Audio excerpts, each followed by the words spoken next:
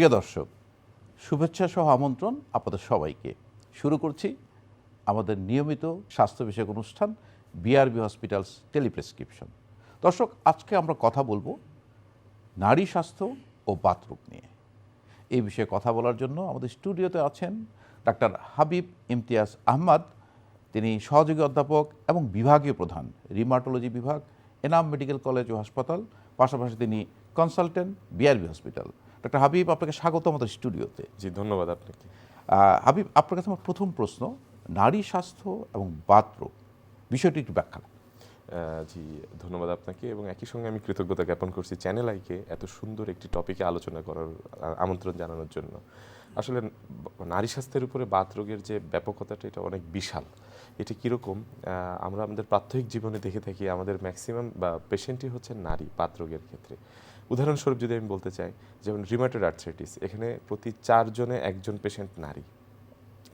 4:1, মানে male female ratio হচ্ছে 4:1, মানে 4 জন নারী 1 জন পুরুষ। আবার অন্যভাবে আমরা আরও কিছু বাতরোগ যদি দেখি, SLE, সিস্টেমিক লুপাস ইরিথেমেটোসাস, সেখানে আমরা দেখি যে 9:1, মানে 9 জন নারী 1 জন পুরুষ। এই হারে আসলে বাতরোগের ব্যাপকতাটা ছড়িয়ে আছে। তো এক্ষেত্রে থেকে আমরা বুঝতে পারি যে নারীদের উপরে বাতরোগটা কীভাবে, বা মানে নারী পেশেন্টদের সংখ্যাটা আসলে কীরকম। এটির পাশাপাশি ধরেন দীর্ঘমেয়াদী কোমর ব্যথা বলি, অস্টিওআর্থ্রাইটিস বলি, বা হাড় ক্ষয় বলি, এই রোগগুলোতে কিন্তু দেখা যাচ্ছে যে নারীরাই বেশি আক্রান্ত হয়ে থাকেন। আর শুধু নারী বলতে গেলে আসলে সব বয়সী নারী, এটা হতে পারে যে আপনার শিশু, বা হতে পারে আপনার বাচ্চা বয়সের ইয়াং, তারপর হচ্ছে মাঝবয়সী, এমনকি বার্ধক্য, সব বয়সের নারীরাই আসলে আক্রান্ত হয়ে থাকেন। ডাক্তার হাবিব, আপনি অত্যন্ত চমৎকার করে বলেছেন যে রিউমাটয়েড আর্থ্রাইটিস 4 জন নারী 1 জন পুরুষ, এই যে অনুপাত, এবং আপনি এসএলইর কথা বলেছেন যে 9 জন নারী 1 জন পুরুষ, সংখ্যা কিন্তু নারীরা অনেক বেশি। এর পিছনে কারণ কি বলে আপনি মনে করছেন? আচ্ছা, এটির আসলে একটা SLE বা রিউমাটয়েড আর্থ্রাইটিসের অনেকগুলো কারণই থাকে, কিন্তু এই নারীর আধিক্যের কারণ যেটা, সেটার অন্যতম হচ্ছে যে আপনার আমরা মানে SLE ক্ষেত্রে যেটা দেখা যায়, হরমোনাল ইনফ্লুয়েন্সটা, যেমন ইস্ট্রোজেনের ইনফ্লুয়েন্সটা এখানে অনেক বেশি থাকে। এরকম বেশ কিছু ফ্যাক্টর বা অটোইমিউন ডিজিজ, আমরা যে বাত ব্যথা বা বাত ব্যাধি যেগুলো আছে, এগুলো ম্যাক্সিমাম হচ্ছে আপনার অটোইমিউন ডিজিজ। এই অটোইমিউন ডিজিজগুলো আসলে নারীদেরই বেশি হয়ে থাকে। তাদের জেনেটিক মেকআপ, হরমোনাল ইনফ্লুয়েন্স, পাশাপাশি যদি আমি আপনার এনভায়রনমেন্টাল যে ইনফ্লুয়েন্সগুলোর ফ্যাক্টরগুলো আমি চিন্তা করি, সেক্ষেত্রে আমরা বলতে পারি যে নারীদেরই এটা বেশি হয়ে থাকে, মানে নারীরা বেশি বেশি সাফার suffer হচ্ছে করে। এই আপনার যে বাতরোগজনিত কারণে। আচ্ছা, এই যে বাতরোগ যেটা বলছেন, আসলে বাতরোগ কয় ধরনের হয়ে থাকে? আমরা তো বাত কিন্তু অনেকেই বলে, কেউ গিটাবাত বলে, কেউ জয়েন্টের বাত বলে, কেউ গাউট বলে। আসলে বাতরোগ কয় ধরনের? আচ্ছা, WHO-র একটি কনসেনসাস অনুযায়ী দেখা যায় যে আপনার বাতরোগ হচ্ছে প্রায় 693 বা 94 এরকম একটি সংখ্যা আমরা দেখে থাকি। বাতরোগকে আমরা আসলে মোটা দাগে 2 ভাগে ভাগ করি। একটা হচ্ছে আপনার ইনফ্ল্যামেটরি আর্থ্রাইটিস গ্রুপ, আর একটা হচ্ছে নন ইনফ্ল্যামেটরি। বা আলোচনার সুবিধার্থে যদি বোঝার জন্য বলি, একটা হচ্ছে আপনার লোকোরিজিনাল পেইন, যেমন কোমরে ব্যথা, ঘাড়ে ব্যথা, হাতের কোনো একটা নির্দিষ্ট জায়গায় ব্যথা, এইগুলো হচ্ছে আপনার লোকোরিজিনাল পেইন। এটাতে হচ্ছে দীর্ঘমেয়াদী কাজ করার কারণে, এক পোশ্চারে বসে থাকার কারণে এই লোকোরিজিনাল পেইনগুলো হয়। আর্থ্রাইটিস একটা গ্রুপ, যেখানে হচ্ছে আপনার রিউমাটয়েড আর্থ্রাইটিস আছে, তারপরে হচ্ছে আপনার স্পন্ডালো বা শিরদাঁড়ার বাত, গিট বাত, এইটা হচ্ছে আপনার একটা গ্রুপের মধ্যে পড়ে। আরেকটা ডিজিজ থাকে আপনার কানেকটিভ টিস্যু ডিজিজ বলি আমরা, যার মধ্যে SLE আছে, বা সিস্টেমিক লুপাস এরিথেমেটোসাস, ডার্মাটোমায়োসাইটিস, পলিমায়োসাইটিস যেটা মাংসপেশির বাত, সিস্টেমিক স্ক্লেরোসিস, যেখানে আমরা দেখি যে রোগীর ত্বক বা চামড়া শক্ত হয়ে যাচ্ছে। এই ধরনের বাতগুলো কিন্তু আমরা ভাগ করে থাকি, এগুলো সবই বাতের মধ্যে। আরেকটা আমরা মানে বোঝার সুবিধার জন্য বলি রক্তনালীর বাত, যেটা হচ্ছে আপনার ভাস্কুলাইটিস। এই গ্রুপগুলো আসলে বাতরোগের মধ্যে পড়ে। আরেকটা হচ্ছে আপনার মেটাবলিক, মানে হচ্ছে আমাদের বডির যে বিপাকীয় যে কার্যক্রম থাকে, সেখান থেকে বাতরোগগুলো হয়। যেমন গাউট, যে নামটা আপনি বললেন, এটি আসলে মেটাবলিক একটি বিপাকীয় প্রক্রিয়ার একটা ঝামেলার কারণে এই গাউট রোগটা হয়ে থাকে। আচ্ছা, আমরা যেটা দেখি প্রায়ই আমরা শুনে থাকি যে শিশুদের ক্ষেত্রে রিউমাটিক ফিভার জি, হয়ে থাকে। আবার আমরা অনেকেই রিউমাটয়েড আর্থ্রাইটিস বা রিউমাটিক ফিভার, আসলে রিউমাটিক ফিভার এবং রিউমাটয়েড আর্থ্রাইটিসের কোনো যোগসূত্র আছে কিনা? ধন্যবাদ আপনাকে, এটি আসলে খুবই গুরুত্বপূর্ণ একটি প্রশ্ন। আসলে রিউমাটিক ফিভার এটা আসলে একটি গ্রুপ, এটা বাত জ্বর। আর রিউমাটয়েড আর্থ্রাইটিস এটা হচ্ছে বাত ব্যথা বা হচ্ছে গিটবাত বলি আমরা, দুটো আসলে আলাদা। যোগসূত্র আসলে এরকমভাবে নাই, দুইটার মানে মেকানিজম দুই রকমের হয়ে ভিন্ন থাকে, দুইটা ভিন্ন, mechanism। এবং দুই গ্রুপের পিপল বা দুই এজ গ্রুপের পিপল আসলে এখানে বেশি সাফার করে। রিউমাটিক ফিভার বা বাত জ্বরটা আসলে বাচ্চাদের ক্ষেত্রে বেশি হয়ে থাকে, আর এই বাত রোগটা সাধারণত বয়স্ক মানুষদের বেশি হয়ে থাকে, মাঝবয়সী পেশেন্টরা আমরা বেশি পেয়ে থাকি রিউমাটয়েড আর্থ্রাইটিসের ক্ষেত্রে। মানে আসলে আমাদের একটা ভুল ধারণা আছে, অনেকেই যে রিউমাটিক ফিভার, রিউমাটয়েড আর্থ্রাইটিস আসলে বোঝার জন্য আসলে যেটা বলছেন, রিউমাটয়েড সম্পূর্ণ একটা ভিন্ন Different আইডেন্টিটি, এবং একটা- রিউমাটয়েড আর্থ্রাইটিসটা একটা আপনাদের পোর্শনের একটা ডিজিজ। এবং রিউমাটিক ফিভার ক্ষেত্রে আমরা দেখি যে পেনিসিলিন জাতীয় ওষুধ সেবন করে, এবং এটা কিন্তু যে হার্ট ডিজিজ হওয়ার একটা ঝুঁকি থাকে সেটাও কমিয়ে আনে। এটা আসলে একটা ভিন্ন আইডেন্টি, এবং এর জন্য কিন্তু জাতীয় বাতজ্বর হাসপাতাল আমাদের মধ্যে আছে। ডাক্তার হাবিব, আপনার কাছে আমি জানতে চাই, যেহেতু আমরা নারী স্বাস্থ্য নিয়ে কথা বলতে চাই, আমরা দেখি যে আসলে আর্থ্রাইটিস আমি কিন্তু ভালো হতে দেখি না। ব্যথা কম থাকে, সুবিধা থাকে, কিন্তু ধরেন একটি নারী তার যখন প্রেগনেন্সি পিরিয়ড চলছে, উনি গর্ভধারণ করেছেন, তখন আসলে কি কি সমস্যা হয় বা আমরা কিভাবে তাকে ট্রিটমেন্টটা দিয়ে থাকি? এই সময় তো আপনারাই বলে থাকেন যে অনেক ওষুধ দেওয়া যায় না, অনেক ওষুধ সেবন করা যায়, বিষয়টি যদি ব্যাখ্যা করতেন। আচ্ছা, ধন্যবাদ আপনাকে। আসলে এই যে কাউন্সিলিংটা, একজন নারী যখন প্রথম তার বাত রোগে আক্রান্ত হন, এই কাউন্সিলিং উনি কিভাবে ওনার গর্ভকালীন স্বাস্থ্যটা মেনটেন করবেন, এই জিনিসটা আসলে মানে উনি যখন আমাদের কাছে প্রথম যেদিন আসেন, ওই দিনে আমরা চেষ্টা করি এই বিষয়টা ওনাদেরকে বুঝিয়ে বলতে। যার মধ্যে অন্যতম হচ্ছে, আমরা সবসময় এনকারেজ করি হচ্ছে প্ল্যান্ড প্রেগনেন্সি। মানে ধরেন আমরা একটা বাত রোগ ডায়াগনোসিস করার পরে আমরা চেষ্টা করি এটাকে ক্যাটাগরাইজেশন করার জন্য। মানে এই বাতের মাত্রাটা কীরকম, এটা কি মাইল্ড বা মৃদু, এটা কি মাঝারি নাকি সিভিয়ার বা তীব্র। আপনি যথার্থই বলেছেন যে আসলে কিছু কিছু ওষুধ বা অনেক ওষুধই আমরা প্রেগনেন্সি পিরিয়ডে আমরা কন্টিনিউ করতে পারি না। যদি এটা তীব্র রোগ হয়ে থাকে, আমরা ওনাদেরকে এনকারেজ করি যে আগে বাতের মাত্রাটা কমিয়ে নিয়ে আসি, তারপরে আমরা অপেক্ষাকৃত যে মানে ওষুধগুলো সেবন করলে মা এবং বাচ্চার কোনো ক্ষতি হবে না, সেই ওষুধগুলোতে আমরা সুইচ করার পরে আমরা ওনাদেরকে এনকারেজ করি প্রেগনেন্সি বা কনসিপ্টটা প্রেগনেন্সি পিরিয়ডে কন্টিনিউ করতে। এটি গেল একটি দিক। আর আরেকটি দিক হয় যেটা মানে সবসময় আমরা বলে থাকি যে প্ল্যান্ড প্রেগনেন্সির দিকে আপনারা যাবেন। রোগটা যদি কন্ট্রোল থাকে 6 মাস, এবং এমন একটি ওষুধ দিয়ে যদি কন্ট্রোল থাকে যে ওষুধটা সেবন করলে বাচ্চার এবং মায়ের কোনো ধরনের সমস্যা হবে না, সেই ওষুধে যখন উনি আসবেন তখনই আমরা আসলে ওনাদেরকে এনকারেজ করি। আর এই প্রেগনেন্সি পিরিয়ডে, throughout the pregnancy period, আপনার department of gynae and obstetrics এবং আমরা কাঁধে কাঁধ মিলিয়ে পেশেন্টকে আসলে সেবা দেওয়ার চেষ্টা করে থাকি। আচ্ছা, এই যে প্রেগনেন্সি পিরিয়ড আপনি বলছেন যে প্ল্যান প্রেগনেন্সি, এটা কিন্তু আমাদের দেশে কিন্তু আমাদের দেশের যেটা মাতৃস্বাস্থ্য নিয়ে কিন্তু অনেক কাজ চলছে, এবং এখন কিন্তু বলাই হয় যে প্রেগনেন্সি নেওয়ার আগে কাউন্সেলিং করা, পরামর্শ নেওয়া, এবং কিছু ওষুধ আছে যে সেবন করে 3 মাস পরে প্রেগনেন্সি গর্ভধারণ করা, এই বিষয়গুলো। তো রিউমাটয়েড আর্থ্রাইটিসের ক্ষেত্রে তারা এই প্ল্যানিংয়ের মধ্যে কি করবে, মানে কি করেন আপনারা? আচ্ছা, ধন্যবাদ আপনাকে। আসলে রিউমাটয়েড আর্থ্রাইটিসের অন্যতম একটি অ্যাঙ্কর ড্রাগ হচ্ছে আপনার মিথোট্রেক্সেট। আসলে এটা প্রেগনেন্সি এবং ব্রেস্ট ফিডিং পিরিয়ডে আমরা দিই না, বা এটা দিলে এক কথায় বাচ্চার যে জন্মগত ত্রুটি নিয়ে আসতে পারে, তার নিউরাল ডেভেলপমেন্ট হ্যাম্পার হতে পারে। তো সেক্ষেত্রে আমরা যেটা করি, আমরা বলে থাকি যে এই ওষুধটা আপনি বাদ দিবেন, এবং এটি মানে প্ল্যান যেটা ওনার প্রেগনেন্সি উনি যখন প্ল্যান করছেন তার 3 মাস আগে বাদ দিবেন, ড্রাগটি বডি থেকে চলে যাবে, তারপরে আপনি প্রেগনেন্সি কন্টিনিউ করবেন। তো এই কাউন্সেলিংগুলো করে থাকি, বা এই সময় হয়তো বা রোগের তীব্রতাটা বাড়তে পারে, সেক্ষেত্রে আমরা অন্য আরেকটি ওষুধ, যেটা আমরা সাধারণত আমরা সালফাসালাজিন গ্রুপের যে একটা ওষুধ আছে, সেই ওষুধগুলোকে আমরা এনকারেজ করি যে আপনি এই ওষুধগুলোকে আপনি আসেন, এবং এটি যদি আপনি নিয়ে বাতরোগটা যদি তীব্রতা কম থাকে, এবং আপনি থ্রু আউট দ্য প্রেগনেন্সি এটা কন্টিনিউ করতে পারেন। এই জিনিসগুলো আমরা আসলে এনকারেজ করি এবং দেখে থাকি। এবং একই সাথে প্রেগনেন্সির সময় আমরা পেশেন্টদেরকে ফলো আপটা একটু যেন তাড়াতাড়িতে আসেন, বা কোনো ধরনের কোনো প্রবলেম হলে যেন সাথে সাথে উনি বাত ব্যথা ডাক্তার এবং গাইনি ডাক্তারের শরণাপন্ন হয়ে থাকেন। এই কাউন্সিলিংগুলো আমরা করে থাকি। আচ্ছা, এমনি তো গাইনি ডক্টরদের ক্ষেত্রে কিন্তু একটা এন্টেরিয়াল চেক আপ একটা থাকে। তো এই যে যারা রিউমাটয়েড আর্থ্রাইটিস ভুগছেন, যারা গর্ভ ধারণ করলেন, তাদের ক্ষেত্রে আপনাদের ক্ষেত্রে একটা চেক আপের প্রয়োজন হয়, ফলো আপের প্রয়োজন হয়। আসলে আপনারা তখন কতদিন পর ফলো আপ করে থাকেন? আমরা আসলে যদি বাত রোগটা নিয়ন্ত্রণে থাকে, সেক্ষেত্রে উনি যে সময় অ্যান্টিনাল চেক আপে আসেন, সে সময় আমাদেরকে দেখালে হয় রিউমাটয়েড আর্থ্রাইটিসের ক্ষেত্রে। আর এসএলই বা এতে তাদের একটা নির্দিষ্ট স্কেডিউল থাকে, এবং সেই অনুযায়ী আমরা আমাদের পেশেন্টদেরকে এনকারেজ করি অন্যান্য বাত রোগের ক্ষেত্রে।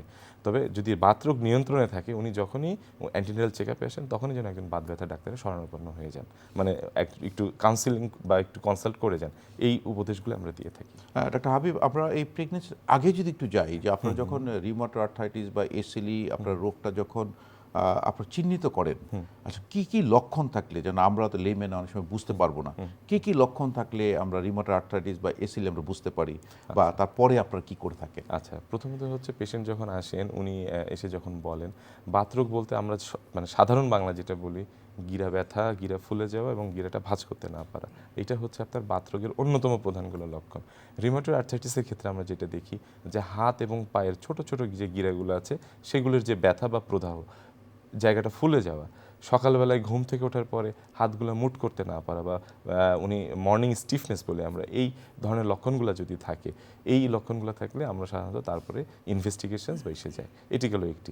এসএলের ক্ষেত্রে দেখা যাচ্ছে আরও কিছু ফিচার থাকে, যেমন হচ্ছে আপনার যেটা থাকে হচ্ছে জয়েন্ট পেন তো থাকেই, এর সাথে দেখা যাচ্ছে স্কিনে কিছু ম্যানিফেস্টেশন থাকে, যে উনি ওনার মানে মেলার র্যাশ বলি, বা দেখা যাচ্ছে চিকে একটি লাল একটি র্যাশ নিয়ে আসছেন, স্কিনের বিভিন্ন জায়গাতে র্যাশ নিয়ে আসছেন, চুল পড়ে যাচ্ছে, মুখে ঘা হচ্ছে, ঠান্ডা পানিতে হাত দিলে বা ঠান্ডাতে গেলে তার হাতের রঙের পরিবর্তন, আঙ্গুলের রঙের পরিবর্তন হচ্ছে, এই লক্ষণগুলো নিয়ে ওনারা যখন আসেন তখন আমরা আসলে এটা সাসপেক্ট করি প্রাথমিকভাবে। তারপর আমরা পেশেন্টটাকে এক্সামিন করি, এক্সামিন করার পরে নেসেসারি কিছু ইনভেস্টিগেশনসের মাধ্যমে আমরা ডায়াগনোসিস করার চেষ্টা করি যে ওনারা আসলে কোন বাতরোগে আমরা ভুগছেন। ডাক্তার হাবিব, আমরা এই ইনভেস্টিগেশন এবং যে পরীক্ষা নিরীক্ষাগুলোর কথা বলছেন এগুলো আমরা জানবো। এর আগে আমাদের কিন্তু দর্শক সাথী আছেন, আপনার ফোন কলটি নিয়ে আছি।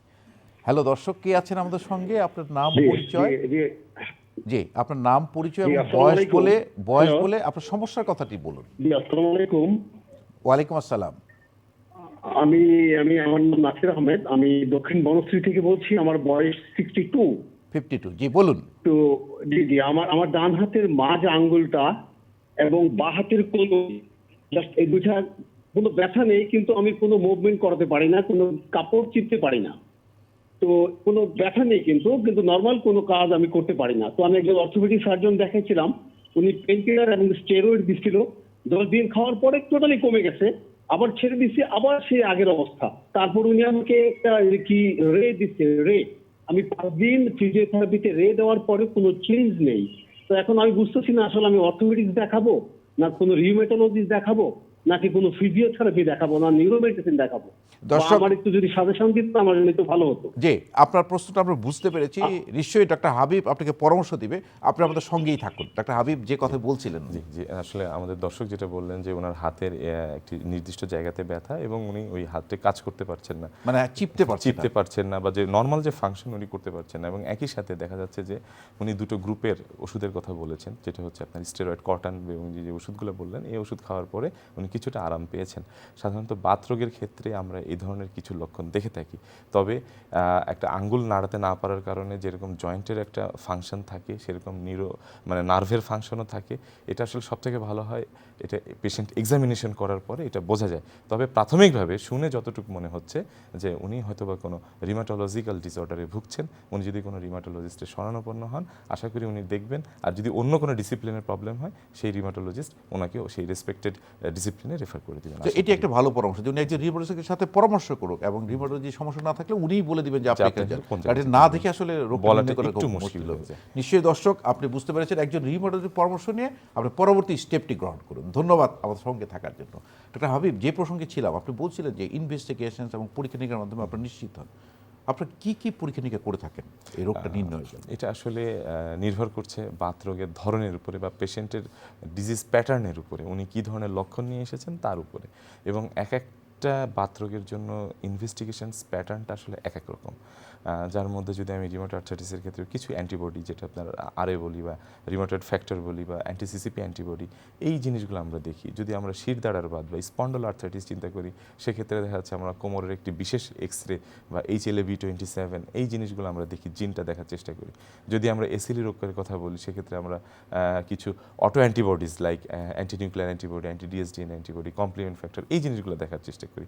আসলে টোটাল জিনিসটা নির্ভর করছে পেশেন্ট আমার কাছে কী লক্ষণ নিয়ে আসছেন, আমি এক্সামিনেশন করি কি ওনাকে আমি কী পাচ্ছি, এবং এই অনুযায়ী আমি আমার ইনভেস্টিগেশনস প্ল্যানটা সাজিয়ে থাকি। এটা গেলো একটি দিক।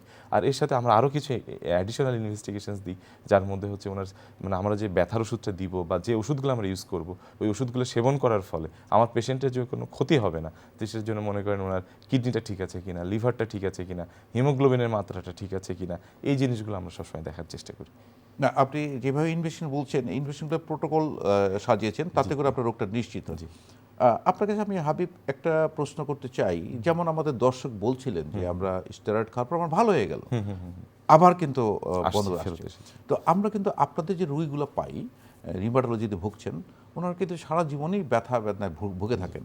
এবং আমরা দেখেছি যে আপনারা যে পেইন কিলার দিয়ে থাকেন, পেইন কিলার যদি দীর্ঘমেয়াদী খায় তাহলে কিডনি জটিলতা, কিডনি ফেইলিয়ার এবং ইভেন আপনার ডায়ালাইসিস পর্যন্ত যেতে হয়। আসলে কি করা উচিত, বা এই রোগটা কি সম্পূর্ণভাবে সুস্থ হওয়ার সম্ভব কিনা? আচ্ছা, অত্যন্ত গুরুত্বপূর্ণ একটি টপিক। সেটি হচ্ছে যে আপনার এই রোগটি আসলে অন্যান্য মানে কারেন্ট মেডিসিনের যত রোগ দেখবেন ইনফেকশন ছাড়া ম্যাক্সিমাম রোগী কিন্তু আসলে আরেকজন দর্শক আছে, আমরা কলটি নিয়েছি, পরে আমরা এই প্রসঙ্গে আসছি। জি, হ্যালো দর্শক, কে আছেন আমাদের সঙ্গে? আপনার নাম, পরিচয় এবং বয়স বলে আপনার সমস্যার কথাটি বলুন। আমি মজিবুর রহমান বলছিলাম আপনার চাপানগঞ্জ থেকে। জি বলুন। বয়স হচ্ছে আপনার 33।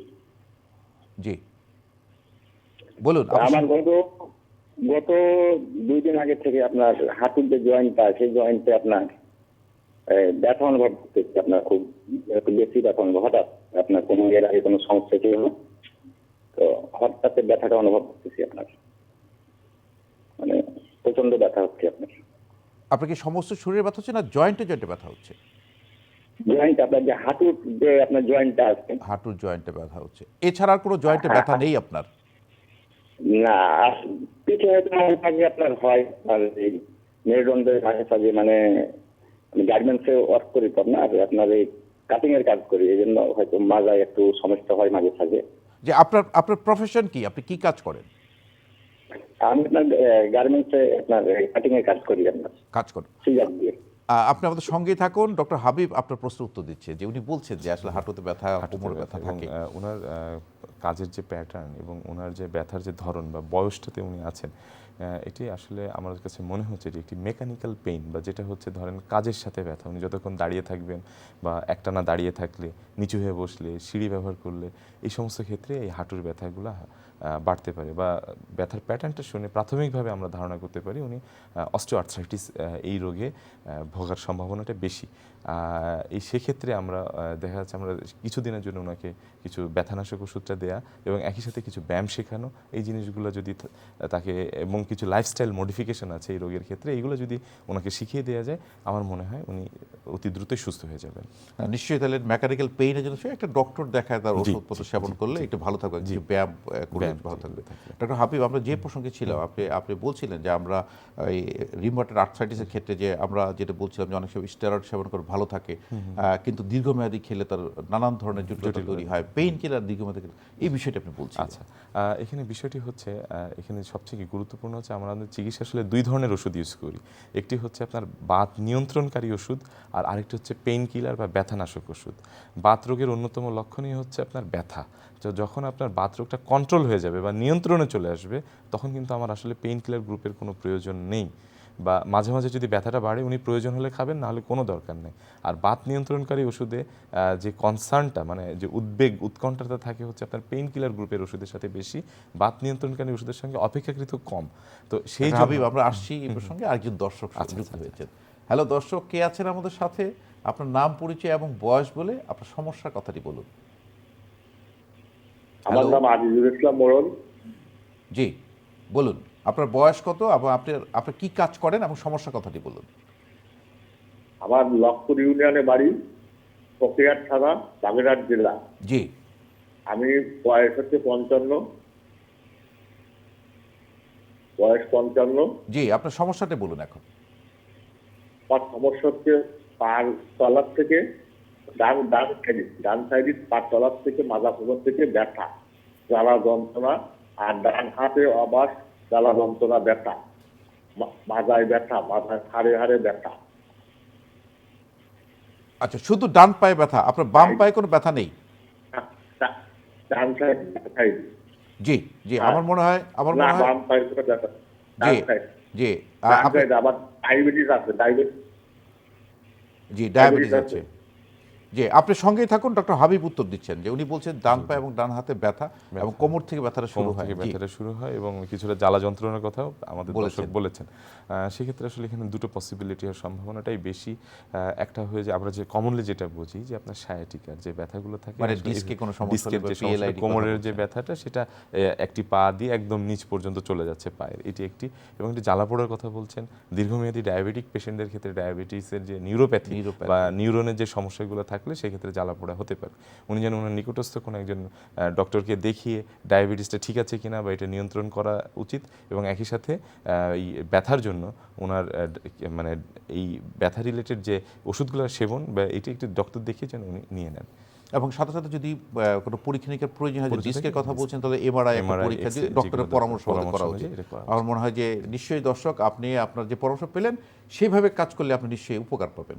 আমরা যে প্রসঙ্গে ছিলাম, আপনি বলছেন যে পেইন কিলার আমরা একটা সাময়িকের জন্য দিই।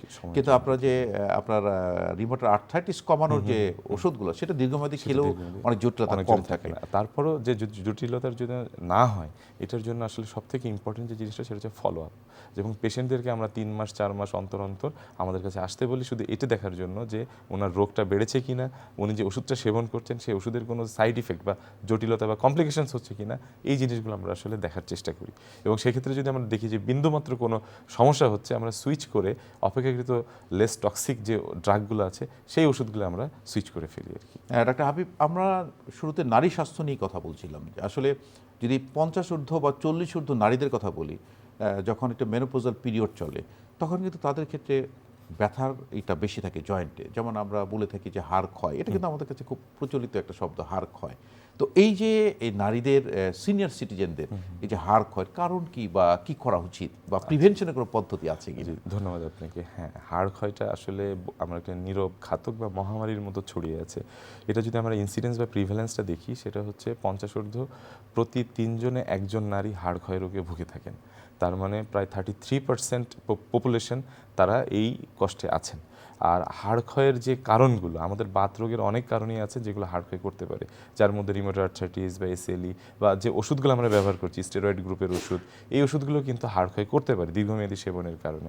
এটা ছাড়া হাড় ক্ষয়ের আসলে আরও অনেক কারণ আছে। ওনার পরিবার ফ্যামিলিয়াল কোনো কারণ থাকতে পারে, কিডনির সমস্যা হলে হতে পারে, হরমোনাল ইমব্যালেন্সের কারণে হতে পারে, বা যাদের মনে করেন যে আগে থেকে ক্যান্সার বা ওই ধরনের কোনো সমস্যা নিয়ে ভুগেছিলেন, সেক্ষেত্রে হাড় ক্ষয়ের এই সমস্যাগুলো কিন্তু আসতে পারে। তো এই সেক্ষেত্রে আসলে ওনার কোন কারণে হাড় ক্ষয়, এটা আসলে নিরূপণ করাটা জরুরি। এটার পাশাপাশি প্রাইমারি যে ডিজিজ, যদি কোনো এরকম রোগ থাকে, সেই রোগের চিকিৎসাটা আগে হওয়া উচিত। এবং একই সাথে হাড় ক্ষয় যে ধরেন এটা ডায়াগনোসিস করার পরে হাড় ক্ষয়ের এখন অনেক ভালো ভালো ওষুধ আমাদের আছে। এই ওষুধের মাধ্যমে যদি উনি দীর্ঘমেয়াদী ফলো আপে থাকেন, ওষুধ সেবন করেন, আশা করি এই হাড় ক্ষয়টাই আসলে ওইভাবে ওনার জন্য মানে সমস্যার কারণ হয়ে দাঁড়ায় না। তো এখানে যে যে বিষয়টা আছে, আমাদের মধ্যে একটা ধারণাই আছে যে আমাদের হাড় ক্ষয় হচ্ছে, বা আমাদের সিনিয়র সিটিজেনরা আমরা ক্যালসিয়াম খেতে থাকি, জি জি। যে ক্যালসিয়ামের কারণে ক্ষয় হয়েছে। এটা কিন্তু আমাদের একটা প্রচলিত ধারণা। আসলে এটা কতটুকু সঠিক, বা ক্যালসিয়ামে যদি খেতে হয় কতদিন খাওয়া উচিত? জি। আবার অনেকেই বলে থাকেন ক্যালসিয়াম বেশি দিন খেলে পাথর হয়ে থাকে। জি। বিষয়গুলো যদি বলতে। আচ্ছা, ধন্যবাদ আপনাকে। যে আসলে ক্যালসিয়াম, ভিটামিন ডি এগুলোর অভাব থাকলে হাড় ক্ষয় হয়, এটা অস্বীকার করার কোনো উপায় নেই। কিন্তু এটি আসলে কন্ট্রিবিউটিং ফ্যাক্টর, এবং এটি ছাড়া আরও বেশ কিছু কারণ আছে। সেই কারণগুলো আগে অ্যাড্রেস হওয়া জরুরি। এবং আমাদের WHO রিকমেন্ডেশন অনুযায়ী একটা ক্যালসিয়াম দেখা যাচ্ছে ডেইলি 1000 মিলিগ্রাম পর্যন্ত সেবন করা, ভিটামিন ডি 1200 ইন্টারন্যাশনাল ইউনিট, এই ইউনিটগুলো পর্যন্ত সেবন করা, এই জিনিসগুলো আমরা সাপ্লিমেন্ট হিসেবে দিয়ে থাকি। এর পাশাপাশি যদি কোনো কারণ থাকে হাড় ক্ষয়ের, সেটির আগে চিকিৎসাটা হওয়া উচিত, যাতে হাড় ক্ষয়ের যে প্রসেস বা মেকানিজম, এইটাকে আগে বন্ধ করা উচিত। তারপরে হচ্ছে আপনার ক্যালসিয়াম সাপ্লিমেন্টেশন করা, এবং উনি এই হাড় ক্ষয়ের চিকিৎসাটা কতদিন পাবে, এটাও আসলে একটা মার্কার আছে, বা এটা যে টেস্ট করা যায়, যেটাকে আমরা বলি বোন মিনারেল ডেনসিটি বা বিএমডি। এই রিপোর্ট আমরা দেখা যাচ্ছে 1 বছর 2 বছর অন্তর অন্তর করে আগের কতটুক ছিল, এখন কতটুক আছে, এই চেঞ্জগুলো দেখে আমরা আসলে এই হাড় ক্ষয়ের চিকিৎসাটা কতদিন হবে, এই সময় বা ডিউরেশনটা নির্ধারণ করে থাকি। তো এখানে আমরা যেটা দেখি যে আসলে ওষুধ সেবন করা, একটা সিনিয়র সিটিজেন কিন্তু ওষুধ যদি লিস্ট হয়, যদি একটা হার্ট ডিজিজ হয়ে থাকে, তাহলে ওষুধের লিস্ট অনেক বড় হয়ে যায়। আমরা যেটা বলি খাদ্যাভ্যাসের মাধ্যমে ক্যালসিয়াম বা ভিটামিন ডি, যেমন আপনার সূর্যের আলো, এই জিনিসগুলো তাকে পাশাপাশি হেল্প করবে। আর আরেকটা জিনিস যেটা আমরা বলছি যে অল্প বয়সী নারী যারা মাত্র বিবাহ করেছেন বা যাদের রিমাটার আর্থাইটিস হয়েছে, তাদের যে ফ্যামিলি প্ল্যানিং মেথডগুলো বা কন্ট্রাসেপটিভ মেথডগুলো আছে কী হওয়া উচিত, বা এই ফ্যামিলি প্ল্যানিং যে পিলগুলো এটার সাথে আর্থাইটিস বা এসএলই বা আপনাদের কার্পেটিস ডিসঅর্ডারের কোনো সম্পর্ক আছে কিনা? জি, আসলে অত্যন্ত গুরুত্বপূর্ণ একটি প্রশ্ন এটি, কারণ হচ্ছে আমরা বিশেষত এসিলি রোগের ক্ষেত্রে আমাদের আসলে অনেকগুলো কন্ট্রাসেপটিভ মেথড আমাদের বাজারে আছে, যার মধ্যে ব্যারিয়ার মেথড এটি আছে। হরমোনাল যে পিলগুলো, সেখানে আমাদের কিছু মানে আমাদের এই রোগের ক্ষেত্রে ইনফ্লুয়েন্স হিসেবে, ফ্যাক্টর হিসেবে কাজ করে, যার মধ্যে ইস্ট্রোজেন যে হরমোন যেগুলো আছে, ইস্ট্রোজেন কন্টেনিং পিল, এগুলো আসলে অনেক সময় দেখা যায় যে কিছু কিছু স্টাডি বলেছে যে রোগ বাড়িয়ে দিতে পারে, এবং সবথেকে ইম্পর্টেন্ট হচ্ছে যে আপনার থ্রোম্বোএম্বোলিক ফেনোমেনা বা রক্ত জমাট বাঁধা, রক্তনালীর ভিতরে রক্ত জমাট বাঁধার টেন্ডেন্সি বা প্রবণতাটাকে বাড়িয়ে দেয় যদি ইস্ট্রোজেন সমন্বিত পিলগুলা পেশেন্টরা সেবন করেন। আমরা সবসময় এনকারেজ করি প্রোজেস্টেরন কন্টেনিং পিলটাকে সেবন করার জন্য। এটাই আমাদের আসলে প্রথম রিকমেন্ডেশন হিসেবে থাকে। মানে প্রোজেস্টেরন কন্টেনিং পিল, যদি উনি হরমোনাল মেথড অবলম্বন করতে চান, সেক্ষেত্রে প্রোজেস্টেরন কন্টেনিং পিলগুলো যেন উনি সেবন করে থাকেন। ডাক্তার হাবিব, আমরা অনুষ্ঠান প্রায় শেষ পর্যায়ে, আমি আরেকটি প্রশ্ন করতে চাই। আমরা দেখি যারা এই ধরনের বাত রোগে ভুগে থাকেন, শেষের দিকে এসে তার হাতটা বেঁকে যায়, আপনারা বলেন সোয়ান নেক ডিফর্মিটি, অথবা তার একটা ক্রিপল হয়ে যায়, পঙ্গু হয়ে যায়, এটা প্রিভেনশনের কোনো উপায় আছে কিনা? এটা খুব সংক্ষিপ্ত আকার আপনি যদি বলতেন। জি, ধন্যবাদ আপনাকে। আসলে যে হাত বেঁকে যাওয়া বা জয়েন্টের যে ডিফর্মিটিগুলো, এগুলো আসলে লং স্ট্যান্ডিং ডিজিজ, দীর্ঘমেয়াদী রোগ, এবং উনি যদি চিকিৎসাটা যদি ঠিকমতো না নেন, সেক্ষেত্রে আসলে হয়ে থাকে। যদি চিকিৎসাটা শুরু থেকে রোগটা ধরে যদি চিকিৎসাটা করা যায়, সেক্ষেত্রে অবশ্যই আপনার এই মানে ডিফর্মিটি বা এই যে জটিলতাগুলো এড়ানো যায়। এবং এই যে ডিফর্মিটিগুলো যখন হয়, একজন পেশেন্ট তার যে দৈনন্দিন স্বাভাবিক যে কাজগুলো আছে, যে ধরেন আপনার গোসল করা, নামাজ পড়া, ঘরের কাজটুকু করা, এইটুকু ওনারা করতে পারেন না। এই জিনিসগুলোকে তখনই বন্ধ করা যায় যদি উনি একদম শুরু থেকে চিকিৎসাটি নেন এবং ডাক্তার সাহেবের ফলো আপে বা তত্ত্বাবধানে, নিয়মিত তত্ত্বাবধানে থাকেন, তখনই দেখা যায় যে এই ডিফর্মিটিগুলো আসলে ওইভাবে ডেভেলপ করে না।